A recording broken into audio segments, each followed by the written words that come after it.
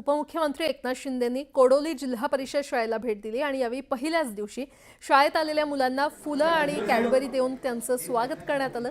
यावेळी त्यांनी विद्यार्थ्यांसोबत संवादही साधला।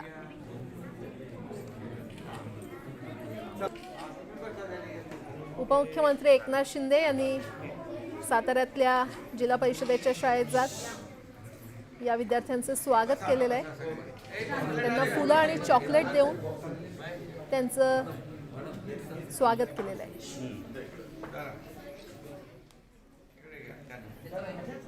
महिन्याभरापूर्वीच मालवणच्या राजकोट किल्ल्यावर छत्रपती शिवाजी महाराजांचा नवीन पुतळा बसवला आणि त्यात कोट्यवधी रुपये खर्च झाले।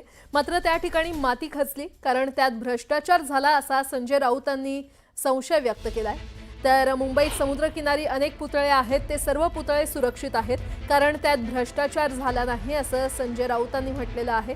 तर प्रायश्चित्त म्हणून मालवणच्या आमदारांनी समुद्रात उडी मारावी असंही राऊतांनी म्हटलेलं आहे।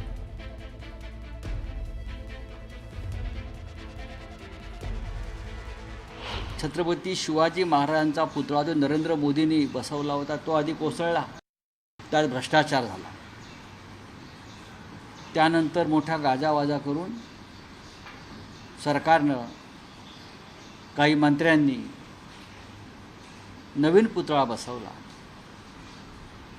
काल जे चित्र समोर आलं आहे, आत्ता 1 महिन्यापूर्वी तुम्ही पुतळ्याचं उद्घाटन केलं आणि संपूर्ण पुतळ्याचा परिसर, चबुतरा, जमीन ज्याच्यावरती कोट्यवधी रुपये खर्च केले तो खचला।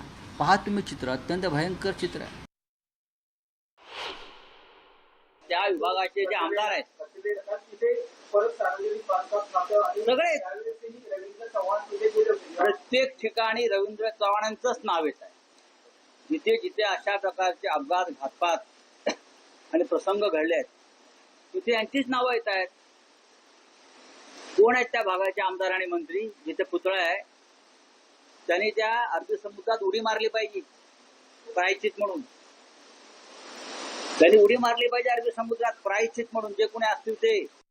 दरम्यान आणखीन एक मोठी बातमी समोर येते। राजा आणि सोनम रघुवंशी यांचा एक नवीन व्हिडिओ आता समोर आलेला आहे। या व्हिडिओमध्ये दोघेही मेघालयातील मावला खियातकडे चढताना दिसतायत। हा व्हिडिओ राजा रघुवंशी यांच्या हत्येच्या काही वेळापूर्वीचा असल्याचं बोललं जात आहे। एका दुसऱ्या पर्यटकाच्या कॅमेऱ्यामध्ये हा व्हिडिओ कैद झालाय।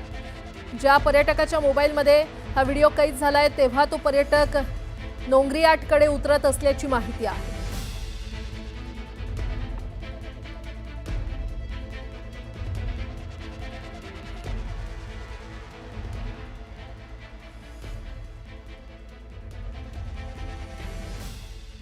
गृहमंत्री अमित शहांनी 16 जनगणनेच्या तयारीचा आढावा घेतलेला आहे।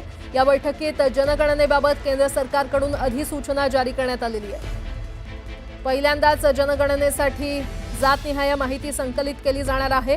अमित शहांनी या संदर्भात वरिष्ठ अधिकाऱ्यांसोबत आढावा घेतलेला आहे आणि अत्याधुनिक मोबाईल डिजिटल उपक्रमांद्वारे ही प्रक्रिया पूर्ण करण्यात येणार आहे। तर या व्यापक मोहिमेसाठी 34 लाख गणनाकर्ते आणि पर्यवेक्षक तसंच सुमारे 1.3 लाख जनगणना अधिकारी काम करणार आहेत।